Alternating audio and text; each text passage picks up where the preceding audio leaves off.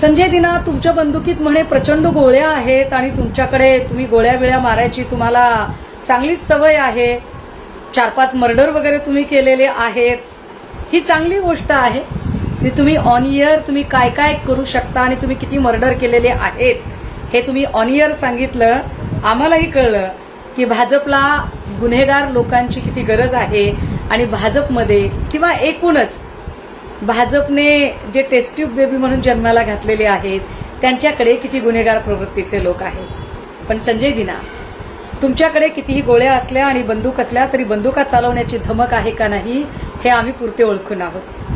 कारण बुधवारी ज्या दिवशी संसदीय दलाची बैठक दिल्लीमध्ये बोलावली आणि त्या बैठकीच्या नंतरची या पत्रकार परिषदेत मी तुमचा नामोल्लेख केला आणि म्हटलं की शिवसैनिक घरात घुसून जाब विचारतील त्या क्षणी तुमची भिजलेली मांजर झाली होती.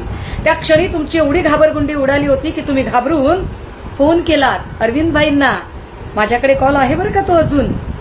आणि तुम्ही फोन केलात संजय राऊतजींना आणि त्या दोघांनाही सांगितलं की साहेब तुमच्याच सोबत आहे, साहेब कुठे जात नाहीये. तुम्ही घाबरला होतात कारण तुम्ही वाट बघत होता, तुम्ही वेळ काढूपणा करत होतात. मी तेव्हाही त्या दोघांना सांगत होते की संजय दिना बदमाश आहेत आणि ते वेळ काढूपणा करतायत फक्त आणि फक्त सुरक्षा येण्यासाठी. संजय दिना, जशी तुमच्याकडे Y+ सुरक्षा आली तुम्हाला दात आले, तुम्ही पलटलात, तुमच्या भाषेमध्ये मगरुरी आली.